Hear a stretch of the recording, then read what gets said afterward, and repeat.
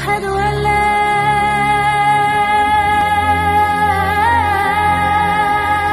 إله إلا الله। अल्हम्दुलिल्लाह रब्बिल आलमीन वस्सलातु वस्सलामु अला सय्यिदिल मुरसलीन नबीना मुहम्मदिन व अला आलिहि व सहबिहि अजमईन।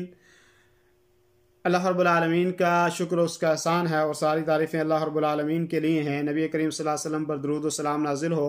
जैसा कि आप जानते हैं कि जन्नत में ले जाने वाले अमाल के सिलसिले में हमारे ये दुरूस चल रहे हैं और उसमें से आज 5वां दर्स है। ये दर्स है कि जो आदमी कुरान करीम की तिलावत करेगा और उसके ऊपर अमल करेगा तो ऐसा आदमी जन्नत के अंदर दाखिल होगा। यानी 5वां सबब जन्नत में दाखिले के लिए ये है कि कुरान करीम की पाबंदी के साथ तिलावत करना और उसके तकादों के ऊपर अमल करना। जो आदमी ऐसा काम करेगा वो जन्नत के अंदर दाखिल होगा। इसमें दलील, सबसे पहली दलील हज़रत अब्दुल्लाह इब्न अम्र रज़ियल्लाहु अन्हुमा की है। वो कहते हैं कि नबी करीम सल्लल्लाहु अलैहि वसल्लम ने फरमाया, युक़ालु लिसाहिबिल कुरान, साहिब कुरान, कुरान पढ़ने वाले से और पाबंदी के साथ पढ़ने वाले से, उस पर मुदावमत करने वाले से कहा जाएगा, इक़रा वर्तक़ी, कि कुरान करीम को पढ़, वर्तक़ी और उसके ज़रिए से मंजिलों को अबूर करता जा, उसके ज़रिए से जो दरजात हैं उन दरजात को चढ़ता जा। वरत्तिल कमा कुन्त तुरत्तिलु फिद दुनिया, और इस तरीके से कुरान करीम को ठहर ठहर कर तरतील के साथ पढ़ जैसे कि तू दुनिया के अंदर पढ़ता था। और फरमाया फ़इन्न मंज़िलतक इंद आखिर आयतिन तक़रउ बिहा, फरमाया कि तेरे जो आखिरत के दर्जात हैं उनका हिसाब तेरे कुरान के याद करने के हिसाब से होगा। यानी जितना तो कुरान करीम की तिलावत करेगा, जितना तो कुरान करीम को पढ़ेगा, उसी एतबार से तू मंजिलों, उन दर्जात की बुलंदी को चढ़ता जाएगा। तो ये सबसे पहली रिवायत है जिसमें अल्लाह के नबी सल्लल्लाहु अलैहि वसल्लम ने फरमाया कि साहिब कुरान जन्नत में जाएगा और जन्नत के जितना उसको ज़्यादा कुरान याद होगा इतनी जन्नत की वो मंजिलें और दर्जात में बुलंदी हासिल करता जाएगा। अल्लाह मुबारक फूरी रहमहुल्लाह फरमाते हैं, ये हिंदुस्तान के आलिम हैं, बहुत सारी इनकी किताबें हैं और अर-रहीक अल-मख्तूम उनकी किताब है जो दुनिया में सबसे बड़ी इनाम याफ्ता किताब है और सीरत की किताब है और बहुत जामे और सही किताब है। और भी उनकी बहुत सारी किताबें हैं। मिशकात शरीफ की जो है वो शरह है जो उन्होंने लिखी है। और वो कहते हैं कि इससे ये कब इसको ये मकाम हासिल होगा, ये कब उससे कहा जाएगा, साहिब कुरान से कहा इन दुखूलिल जन्नह, जब वो जन्नत में दाखिल होगा उस वक्त इसको कहा जाएगा इक़रा, और कुरान पढ़ता जा और उसकी सीढ़ियां जो है वो चढ़ता जा। और दूसरी बात उन्होंने कहा कि इससे मुराद ये है कि जो आदमी मुदावमत के साथ यानी हमेशगी के साथ कुरान करीम की तिलावत करता हो और उसके ऊपर अमल करता हो, ऐसे आदमी के लिए ये फजीलत है। और फरमाया कि जो इसमें है कि वर्तक़ी, इससे मुराद ये है कि इसअद इला दरजातिल जन्ना, यानी जन्नत के दर्जात को तू चढ़ता जा, जन्नत की बुलंदियों की तरफ तू जाता जा। और ये पहली रिवायत। दूसरी रिवायत हज़रत उम्मुल मोमिनीन हज़रत आयशा रज़ियल्लाहु अन्हा की है। वो कहती हैं कि अल्लाह के रसूल सल्लल्लाहु अलैहि वसल्लम ने फरमाया कि अल्लज़ी यक़रउल कुरान, कि वो आदमी के जो कुरान करीम को पढ़ता है, वह हुवा माहिरुन बिह मअस्सफ़रतिल किरामिल बररा, कि वो आदमी के जो कुरान करीम को पढ़ता है और उसका माहिर है, माहिर से मुराद यहाँ उसका हाफिज है और उसको अच्छे तरीके से पढ़ने वाला है, तजवीद के साथ पढ़ने वाला है या उसको हिफ्ज़ करने वाला है। ये तमाम मानी जो हैं माहिर के बताए गए हैं। फरमाया कि वो मअस्सफ़रतिल किरामिल बररा, माल किराम सफरतिल किरामिल बररा के साथ होगा। तो इससे सफरतिल किरामिल बररा से कौन मुराद है? फरमाया अल्लाह रब्बुल आलमीन के मलाइका मुराद है, फरिश्ते मुराद है, उनके साथ होगा। यानी साहिब कुरान जो कुरान को पढ़ने वाला होगा, अच्छे तरीके से पढ़ने वाला होगा, जो कुरान के पढ़ने के उसूल और कवायद और दवाबित हैं उनके साथ उसको पढ़ने वाला होगा, वो फरिश्तों के साथ होगा। यह हज़रत आयशा की रिवायत। और जाहिर बात है फरिश्तों के साथ वो जाएगा तो कहाँ जाएगा? वो जन्नत में जाएगा। और ये जन्नत में है, यानी कुरान करीम का पढ़ना और उसकी तिलावत करना और उस पर अमल करना, ये जन्नत में दाखिले का एक ज़रिया है। और इसीलिए मैं असबाब जो जन्नत में दाखिल होने के जो असबाब हैं उनमें से एक सबब ये भी जिक्र कर रहा हूँ। फरमाया कि वल्लज़ी यक़रउल कुरान व यततअतउ फ़ीही व हुवा अलैहि शाक़ुन लहू अजरान, बुखारी और मुस्लिम की रिवायत है। फरमाया कि वो आदमी जो कुरान करीम को पढ़ता है लेकिन अटक अटक के पढ़ता है, वो मुकम्मल तरीके से माहिर जो कुरान करीम का है उसके तरीके से नहीं पढ़ सकता। उस पर मुशक्क़त होती है, चाहे ज़ुबान की लुकनत की वजह से या जो है वो मुकम्मल तरीके से वो पढ़ नहीं सका है, वो तकलीफ होती है, अटकता है। वह अलैहि शाक़ुन, और ये मुशक्क़त भी होती है उसके ऊपर, लेकिन फिर भी कोशिश करता है, वो मेहनत करता है पढ़ने के लिए। फरमाया लहू अजरान, इसके लिए 2 अजर हैं। उस पहले के लिए 1 अजर, लेकिन इसके लिए 2 अजर है। क्यों इसके लिए 2 अजर है?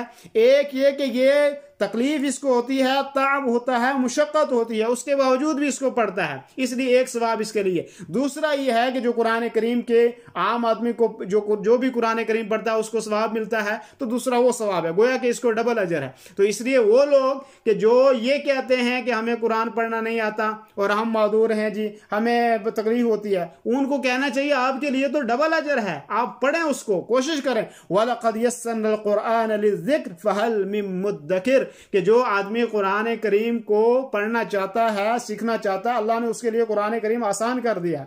और हकीकत में इंशाअल्लाह बहुत आसान किताब है, अगर कोई दिल लगा के उसको पढ़ता है, याद करता है, तो इसलिए जो साहिब कुरान होगा, पढ़ने वाला, वो आदमी जन्नत के अंदर दाखिल होगा। और एक और रिवायत है जिसके रावी हजरत अबू हुरैरा रज़ियल्लाहु अन्हु फरमाते हैं कि नबी करीम सल्लल्लाहु अलैहि वसल्लम ने फरमाया यजीउ साहिबुल कुरान यौमल क़ियामा, कि साहिब कुरान को क़यामत के दिन लाया जाएगा। फ़यक़ूलु या रब्बी हुल्लिही, एक रिवायत में इसके ज़ेर के साथ है हुल्लिही, और एक रिवायत फरमाया हुल्लहू, कि उसको आप कपड़ा पहनाएं। फरमाया कि साहिब कुरान को लाया जाएगा, उसको कहा इसको लिबास पहनाओ, उसको हुल्ला पहनाओ, उसको लिबास पहनाओ। फरमाया फयुलबसु ताजुल किरामा, उसको करामत का ताज पहनाया जाएगा। ताज कहते हैं जो आदमी टोपी के ऊपर जो है वो सर के ऊपर रखा जाता है, जैसे कि आज कोई मेडिकल की डिग्री या कोई बड़ी डिग्री लेता है तो आज भी उसको उस डिग्री के बदले में उसको ताज पोशी की जाती है। तो ये इसी तरीके से साहिब कुरान, जो कुरान पढ़ने वाला होगा, उस पर अमल करने वाला होगा, उसको ताजुल करामा पहनाया जाएगा। सुम्मा यक़ूल, फिर उसको कहा जाएगा या रब्बी ज़िदहु, या अल्लाह इसके मकाम में और इजाफा फरमा।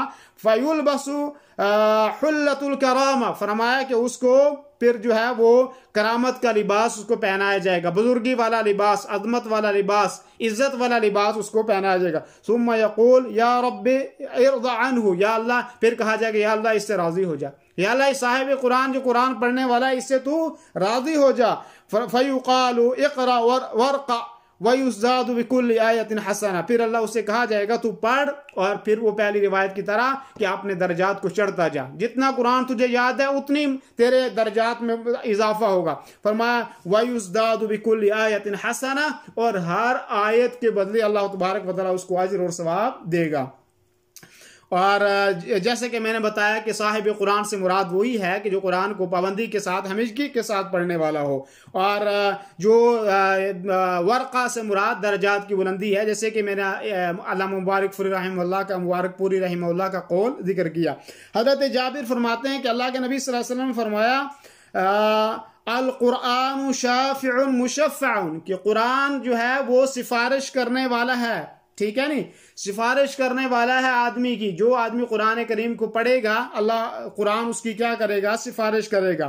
और इसी तरीके से इस रिवायत के आगे के अल्फाज है, फरमाया मन जअलहु अमामहु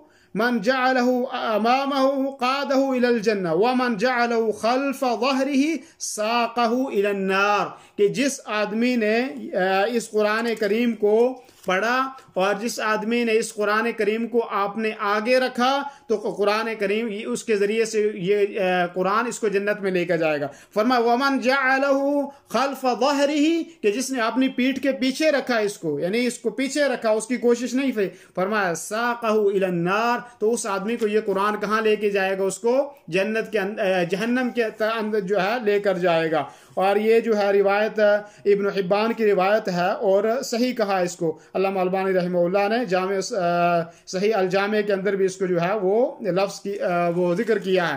तो इससे ये बात समझ में आती है कि जो कुरान करीम को पढ़ने वाला होगा और उस पर अमल करने वाला होगा उसके तकाज़ों पर, तो ऐसा आदमी जन्नत के अंदर दाखिल होगा। यानी कुरान करीम को पढ़ना और उसके ऊपर अमल करना गोया कि जन्नत के दाखिले के असबाब में से एक सबब ये भी है। और इसके अलावा कुरान करीम की बहुत सारी सूरतें हैं, आयात हैं कि अगर उनको भी कोई पढ़ेगा तो उसके ज़रिए से भी जन्नत की बिशारत सुनाई गई है। जैसे कि इंशाअल्लाह आगे सूरतों के बारे में आयतुल कुर्सी या कुल हुवल्लाह या और दूसरी सूरतें हैं जो आइंदा आने वाले दुरूस में इंशाअल्लाह इसकी वजाहत होगी।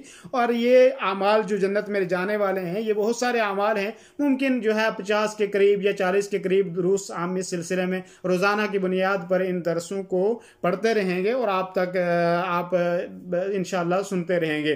तो अल्लाह रब्बुल आलमीन हमें कुरान करीम को पढ़ने की तौफीक अता फरमाए, उस पर अमल करने की तौफीक अता फरमाए और अल्लाह रब्बुल आलमीन कुरान करीम को हमारे लिए क़यामत के दिन सिफारिश का ज़रिया बनाए और कुरान करीम को हमें अपनी ज़िंदगी में आगे रखने की तौफीक अता फरमाए। और ऐसा ना हो कि हम कुरान करीम को छोड़ दें और अपनी पीठ पीछे छोड़ दें और ये कुरान हमें जहन्नम के अंदर लेके जाए। अल्लाह रब्बुल आलमीन हमारी हिफाज़त फरमाए और अल्लाह रब्बुल आलमीन हमारे बच्चों को कुरान करीम का आलिम और हाफिज़ बनाए। व सल्लल्लाहु वसल्लम अला नबीना मुहम्मद व अला आलिहि व सहबिहि अजमईन। दीनी रहनुमाई के लिए हमारे चैनल को सब्सक्राइब कर दीजिए और घंटी के निशान को दबा दीजिए ताकि आपको मज़ीद कीमती वीडियोज़ मिलती रहें। जज़ाकल्लाहु खैर।